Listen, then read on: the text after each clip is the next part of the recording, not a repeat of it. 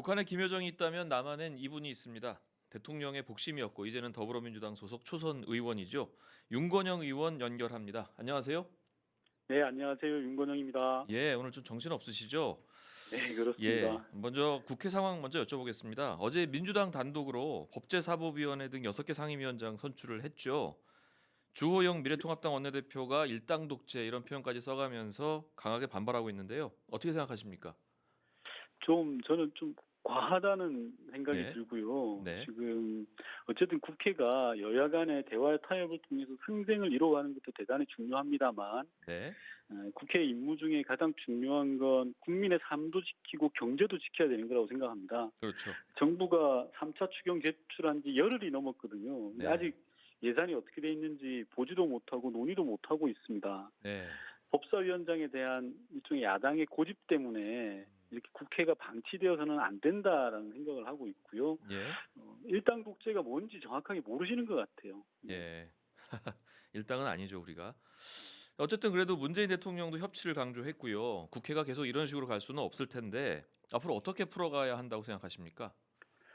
저는 새로운 여야 관계를 좀 형성해야 된다고 생각을 합니다. 네. 여당은 여당답게, 야당은 야당답게 돼야 되는데요. 우선 야당부터 말씀드리면 네. 견제할 건 견제하고 힘을 또 모아주실 건 모아주시는 게 새로운 야당의 상이라고 생각을 합니다. 예. 여당은 마찬가지로 대화의 타협을 통해서 상생을 이끌어가고 만약에 그게 선을 넘으면 과감한 결단을 내릴 수 있는 게 새로운 여야 관계라고 생각을 하고요.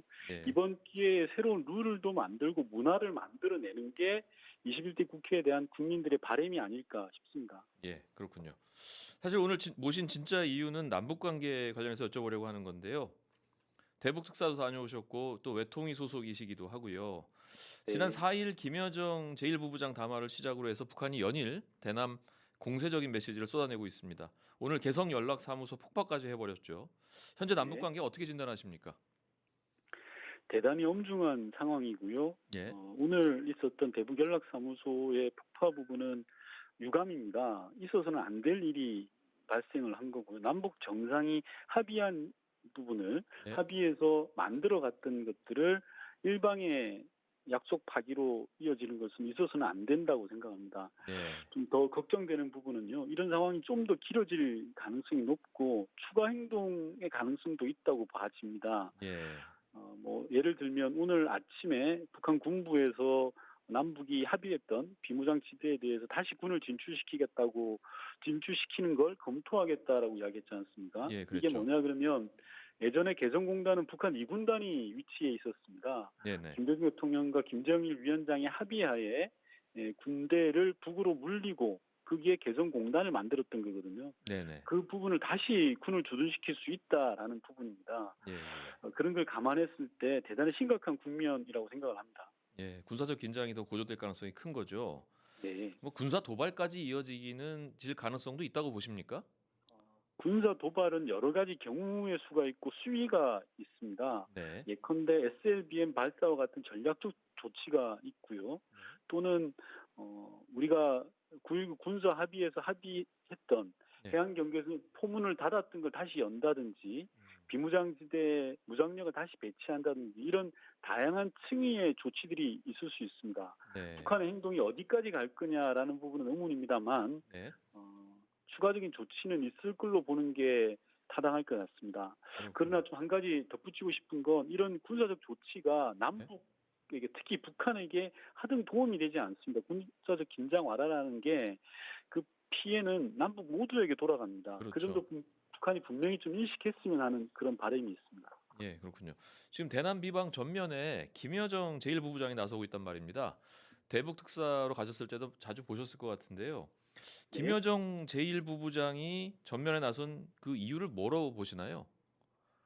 일각에서는 역할 분담론도 이야기를 하시는 분이 있었습니다. 예, 김정은 위원장은 문재인 대통령과 세 번의 정상회담을 했고 네, 또 김여정 일부 부장이 갖고 있는 이미지 등을 활용한 거 아니냐라는 분석을 하시긴 하시던데 네, 네, 제가 볼 때 그건 본질적 이슈는 아닌 것 같습니다. 네, 지금의 북측의 행동은 오랫동안 누적된 상황에서 좀 비롯된 것이라고 봐줘야 되는 거고요. 네, 그래서 그런 좀 전술적인 분석을 앞세울 필요는 없다라고 네. 생각합니다.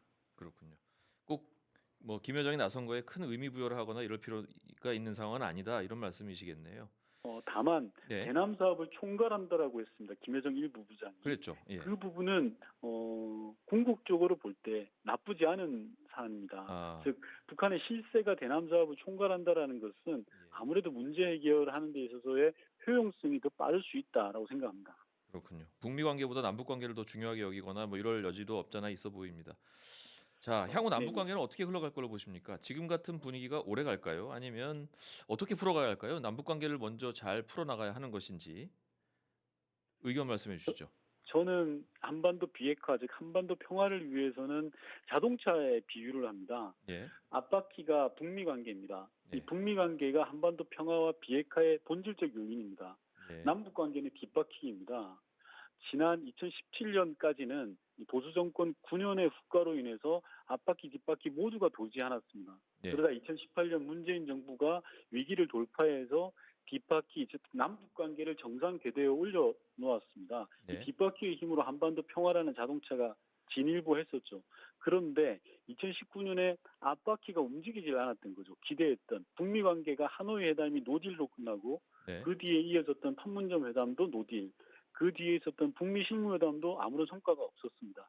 그러면서 암흑기가 도래한 겁니다. 겨울이 도래한 거죠. 예, 즉 다시 돌아가면요. 예, 한반도 평화와 비핵화라는 자동차를 움직이기 위해서는 지금은 뒷바퀴라도 움직이자.